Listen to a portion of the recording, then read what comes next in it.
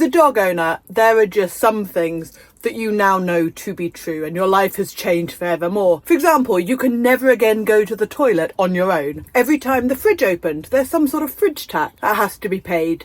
And every time you're cooking a roast chicken, a little puppy will appear at your feet and just waiting to see if anything should fall off into their mouths. These are all things that we know as pet owners or dog owners.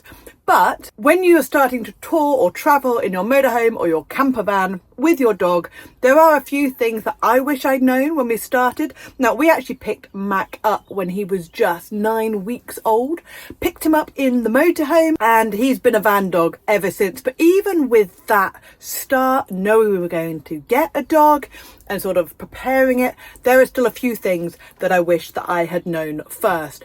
And I know loads of people specifically buy a motorhome or a camper van so that they can take their dog travelling and touring with them, but it's not always just as simple as popping them in the motorhome and being on your way.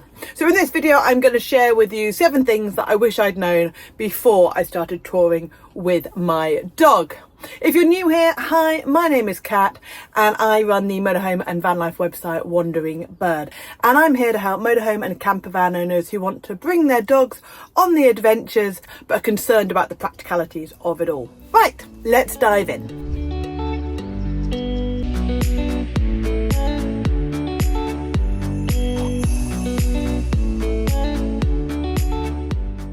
So the first and most important thing to do when you are starting to travel with your dog is making sure that they have a safe travel spot. Now, it is a legal requirement that they can't distract you whilst you're driving, and also for their own safety. You want to make sure that they can't go flying if you brake hard or something like that. So when Mac was a little puppy, we got a crate that actually fit really nicely between the passenger and the driver's seat, and he just was in there. He was quite happy on his back, perfectly content to stay there. But obviously, as he's got bigger, the crate isn't big enough for him, so he now has a travel harness, and I connect that around the seat headrest, or it plugs into the seat belt, which means he can sit up, he can turn around, he can get himself into whatever comfortable position he wants to be in, but he is safe and secure should he need to be. The next thing to be aware of are their knees. Now, not all dogs are as good as Mac at holding it. Seriously, that dog can hold it for hours. But if you are introducing your dog to longer time travel, or even travel at all, if you've never really done many road trips with your dog, just be aware of their needs. They might not know how to tell you that they need to go. So every hour or two, you can obviously build that up as they get more comfortable with traveling for longer. But just stop, give them a stretch, let them relieve themselves. If you do happen to be stuck somewhere, if you've pulled into a lay-by or something and they've done their business and you've picked it up like the good responsible dog owner that you are, and you've got nowhere then to throw it away, if you don't have a back box or a garage, which is always a really good place to put a full poop bag, then I recommend getting one of the dicky bags. I have used that for years now, especially over in Ireland where there is just a general shortage of public bins. Then you can pop that in there. It means no smells get out or get emitted into your motorhome until you pull into a garage or somewhere else where you can find a bin that you can properly dispose of it on. The other thing, of course, is to make sure they've always got fresh drinking water.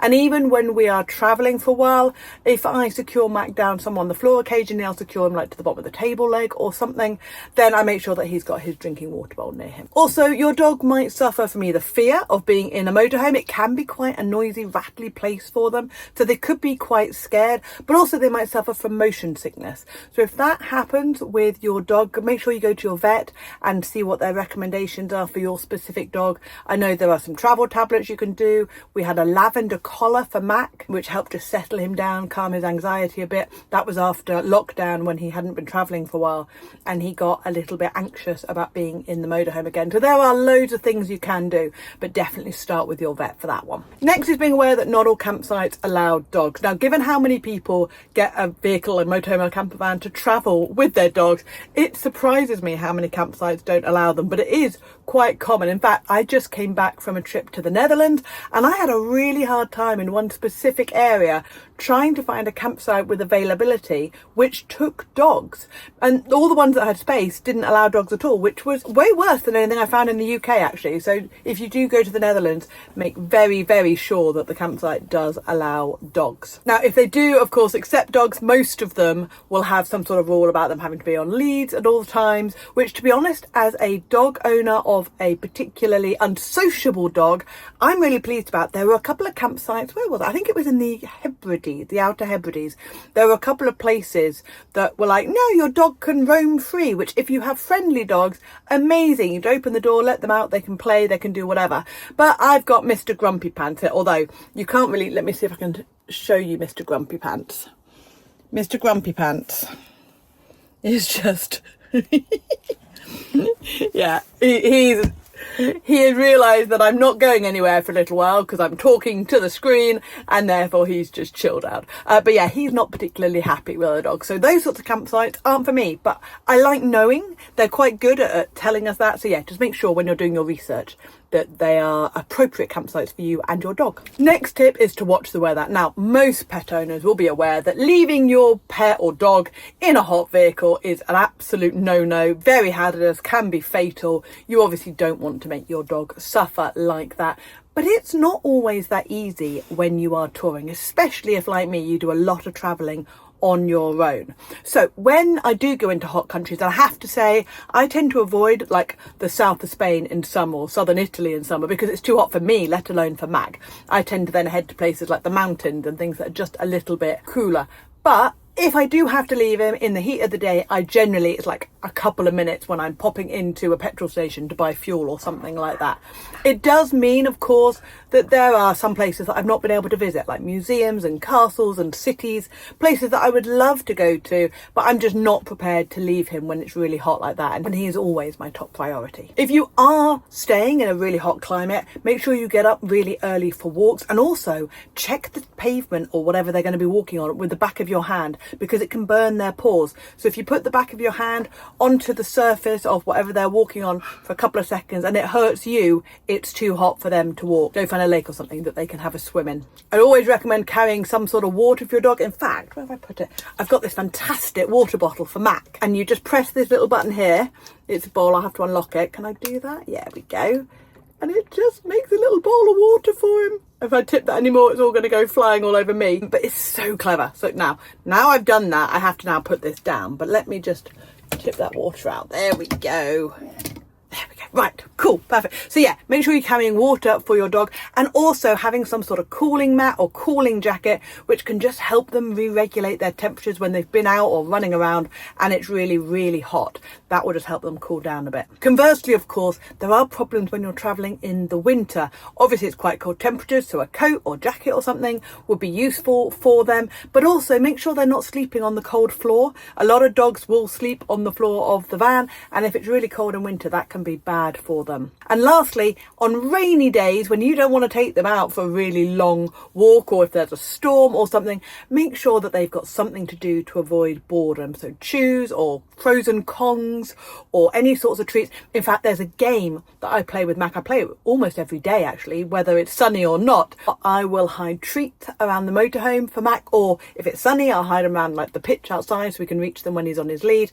And he loves that. It just allows him to sniff, to think, to use his brain and stop his boredom. And also, if you do that just after you've been on a walk, when normally your dog might get zoomies or something like that, which in the motorhome is not all that much fun, then it can really help just redirect them into doing something else rather than running around like a crazy dog for a few minutes. Next is to have a routine, which I am breaking right this very second because I'm filming a video in the middle of what should be WALK time, which is why a certain dog is actually lying very nicely, but it is very much not the time that I should be doing this video, but that's my fault, not his. So your dog loves a routine, so try to make sure that you keep that up when you are traveling. I'm sure you know when your dog thinks it's breakfast time, or when you think it's dinner time, or when it's time to go for all those things. So try and stick to that and they will be much calmer. I know Mac is much happier traveling when I do my best to stop and pull over and feed him his dinner and all the rest of the stuff. Yes, did I mention that word? Another tip is to have a really robust system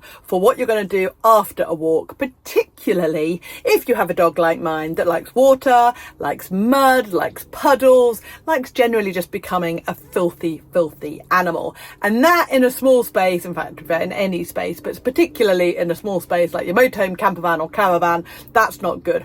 So the way that I work this out is, first what you want to do when you get back from your walk, if they're filthy, is obviously rinse them off. Now you can do this really simply using a bucket, using a kettle, obviously not with boiling water in it, or just refilling an old bottle and tipping that over them. I find it much easier to use a mud daddy. I've got one of these little portable showers. I'll leave the link for that in the notes for you, and you can just fill it up before you go. That's really important. And then you just spray him off. It's brilliant. Next thing I do then is put him inside one of the doggy bags, which I've actually got here. So this is one from Motorhome. I love it. It's so thick, good quality stuff. And he just goes inside that after he's been washed off, and I rub him down a bit, give him a treat or something, let him sit in there for 2 minutes or so, and he comes out like a little floof ball. It's lovely, and it obviously stops. You can then shake that outside or whatever and get all the sand and everything outside. And then last thing I highly recommend is putting some sort of cover, which I've also got sitting here on the bed, over the bed or over your seats or wherever your dog goes. So even when they come back, if they're not particularly wet and you don't want to go through the whole process of properly washing them, you might find that their paws are damp and they'll jump straight up on your bed or on the seats, and just having some sort of cover over that just makes your life and your bottom from getting really wet and soggy as well. So that just helps a little bit. My last suggestion is to have somewhere that you hang the wet dog bag or the wet towels, and also like wet leads and a wet harness, all that kind of stuff, because otherwise your entire motorhome, it smells like damp dog. So for me, everything goes into the bathroom and the door gets shut, the window or the vent gets opened, and hopefully it dries off in there pretty quickly. And the last thing that I wish I'd known before I started touring with my dog is to have a spare everything. Like, I do not know how in a 6.8 meter motorhome things get lost, but they really do. So I have a spare lead for him. Admittedly, normally his lead is wet or something, but I've definitely got a spare one just in case we can't find it. I've also got things like a spare muzzle, a spare tennis ball or normal ball, a spare food bowl, because yes, we have actually lost his food bowl. I'm pretty sure he took it outside to tell me it was dinner time and it ended up under the van. I hadn't noticed. So yeah, got a spare one of those. Spare tick remover, just spare everything. Literally, he has more gear than I do. Well, that's probably not true, but almost. So yes, having that will just save you so much stress in the long run. Now, if you'd like to know more about touring with your dog around the UK, but especially into Europe, then join me on my next webinar, which when this goes live will be in a couple of days. If you're watching after it has gone live, then I will give you a way of watching the replay. But on that call, we're going to be talking way more in depth about specifically taking your dog into Europe, touring around, dangers that they're going to face over there, tips for making the whole process cheaper, but also more practical tips that you can find useful whether you're touring around the UK or in Europe. So I will leave all the details for that below. You can also get our free dog travel checklist, which you might find useful. Again, link for that will be in the notes. Right, happy wandering. I'll see you on the next video. Take care. Bye.